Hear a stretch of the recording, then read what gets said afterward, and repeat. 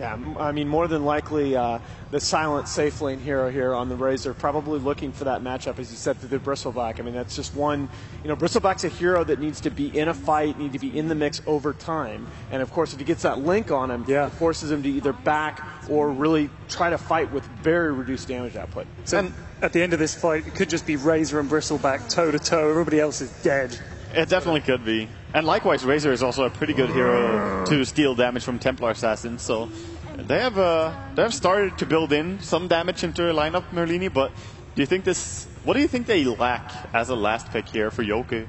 I still think they lack a little bit of damage. Razor is generally built as a super frontline tank with like Max, Shivas, and AC for like plus 40 armor. And I think that's really good versus MVP Phoenix's lineup because they don't actually have that much magic damage right now. So I think he is really good to draw attention away from his other teammates and to keep the Bristleback at bay. I like the pick. But yeah, I think they lack damage. Yeah. Well, they still have one more hero to ban out as well before that. MVP Phoenix looking pretty complete in their setup right now. Do you have enough control here, I'm wondering, to put Yoki on the Queen of Pain off lane and draft a primary damage dealer mid? It is a possibility. I always like to see when Resolution plays the Queen of Pain himself, but they could always go into that option. Oh, Brute was still available. That is curious that I didn't notice she actually was all the way in the 5th ban. Huh. Could have been a great pick actually for MVP during the second phase. But yeah, sorry, to go back to your question, I think that would make it for a little bit safer lanes, but having Razor, they could also just also just dominate 2 lanes with that. Wow, that damage though. Yeah. I mean, it's just the burst damage output. Literally, obviously the Bristle Wisp we talked about, but these are 3 heroes that can just relocate and instantly blow somebody up. Yeah, and the Cold Embrace is not going to save you that much anymore. It saves you from TA and Bristleback to a point, but now Lion and Lina in the mix, they will happily take your, hold position spell so that Lina can just nuke. Yeah, and it's worth noting that it's actually been the most common Queen of Pain player for Empire has actually been Silent recently. They've mostly run it safe lane. Yeah, safe lane Queen has been very popular during all of TI5, actually. During the group stage, it was popularized. So is this Lina safe lane or is it going to be Lina off? This is kind of what I expected to happen. That you needed a damage dealer mid, a mobility hero, and I think Storm fits the bill rather nicely. Yeah. This is going to be curious. I think the lanes are really important, and both teams are going to mind game each other here. So I think the early scouting is super important. We'll see what they can do. Okay, thank you very much, gentlemen. Yes, mind games galore. Let's see how it all shakes out in our first game. In the lower bracket with Odie Pixel and Synderen. Hello, ladies and gentlemen, and welcome to the first best of 3 here in the lower bracket. Team Empire up against the side of MVP Phoenix in a best of 3, and it's going to be quite a best of 3 as well. Phoenix, they've proven a lot over the games that we've seen them recently in TI. And Empire, of course, a massive name with a massive following. Yeah, I do agree. I think the general consensus among the panel was that Empire go in as favorites. They had a pretty good series against LGD yesterday where they actually had a shot at winning that series, let's be honest. They could have won the first game, and they actually did win the second game. So LGD looking like one of the strongest teams in the tournament right now. But MVP, like you said, they did overcome UB yesterday, and they're in high spirits, which should not be underestimated. If you're feeling good about your team, if you're feeling confident, that can always give you that little bit of extra boost that you need to go in and win a match as underdogs. So I'm just happy to see Io Bristle. Absolutely. I agree 100%. I feel like this combo just doesn't get picked enough. Teams started figuring it out a little bit more and counterplaying it more, but MVP has had good success with this. It's the reason they're here, actually. I feel like as far as the wild card went, the Io Bristleback saved them, I think, 2 games in a row.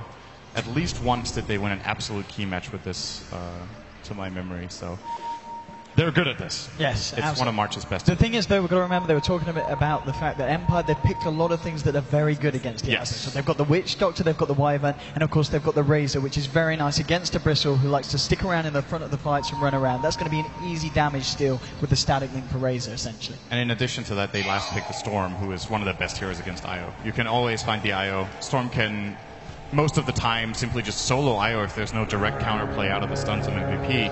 And the only real counter they have that's reliable is Lion. So Nuts has to play a really good game here for Resolution to not take off and just roll them over.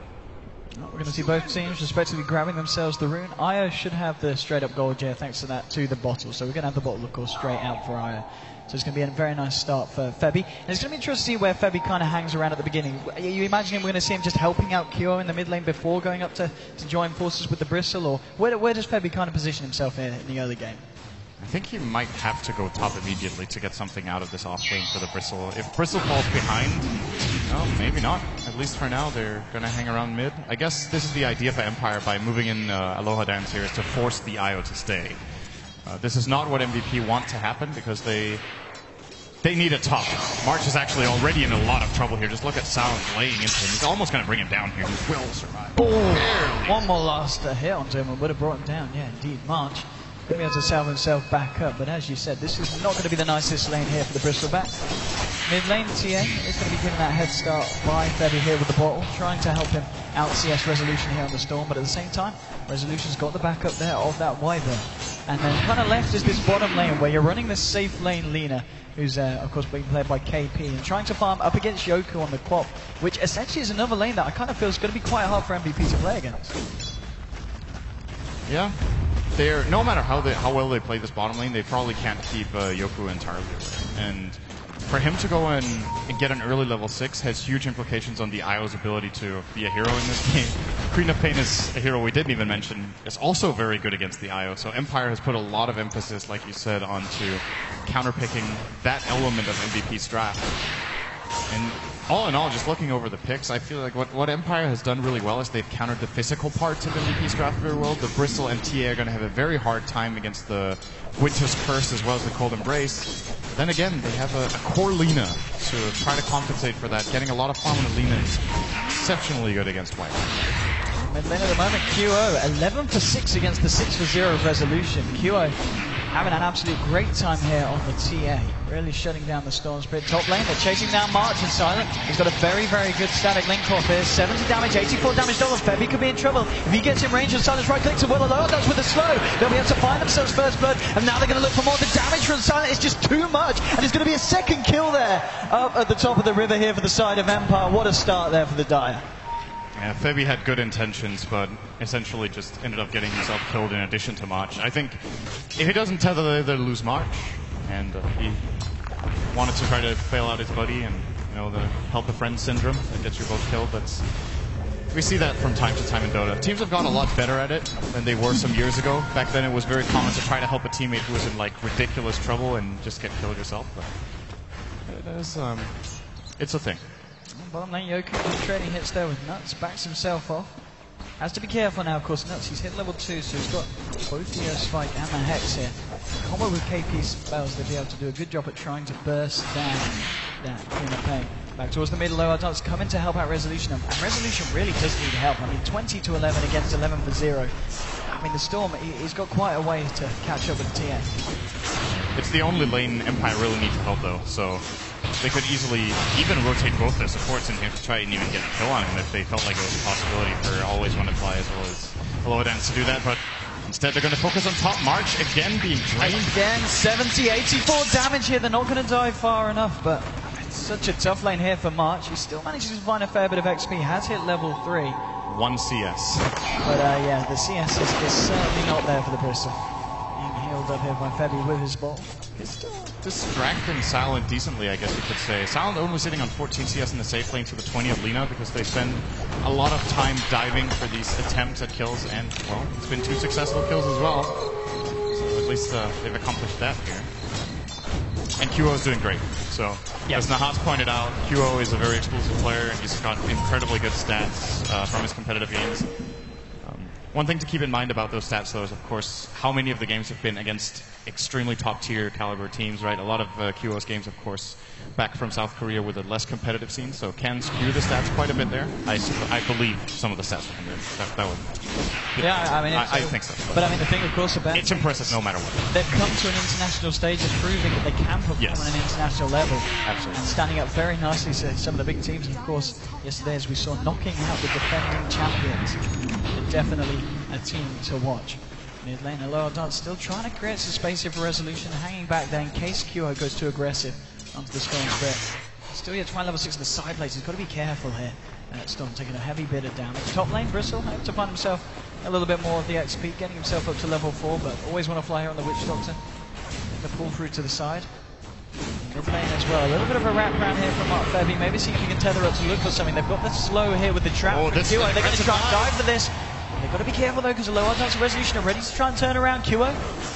He's got this double damage rune. He has got refraction in a second. He's going to go back in with it. There's your refraction. Moving back in with the boosted damage. Trying to see if he can find anything, but he can't quite. Gets the slow onto Resolution, but not quite able to dive deep enough for these two. But still putting a heavy amount of... Oh, look at these. Oh! Maybe seeing if he could get a cheeky side blade there, but it's not going to happen. Loadens played that exceptionally well on the Winter Wyvern. It looked like Resolution was in a lot of trouble with the slows, the double splinter blast he got out, and I think he also used the Arctic Burn in that situation. Very well done to keep his buddy safe. Now he needs to be careful. Right, look at this red run for nuts. He is hanging around on incredibly low health, gets hexed up. Kyo comes in with a finishing blow. Now the TP from the Witch Doctor. Is this going to work out for the side? They did find the line here in return, so it's a 1-for-1. Kyo is going to be able to get himself out. But obviously favouring the side of MP, the fact that they get a kill under the belt of TA. And he gets a very key item here. These phase boots are going to help him a lot. The last attempt they had on Resolution would have been successful if he had the phase. Now, of course, Resolution is going to hit level 6, but it's still just a way for him to force Resolution to use mana, to chase down other kills, which in general have more of a presence in fights. And they're putting so much pressure on the mid lane Empire with 3 heroes hanging around. They realise that Kyo is going to become a big issue. Know that something needs to be done about it. 39 for 18 at the moment. 1 kill under his belt. The TA is going to definitely spiral out of control unless Empire can put a stop to it anytime soon. And there's just something annoying about playing lane against TA, you know? It's a very different kind of lane matchup because you need to be constantly aware of your like micro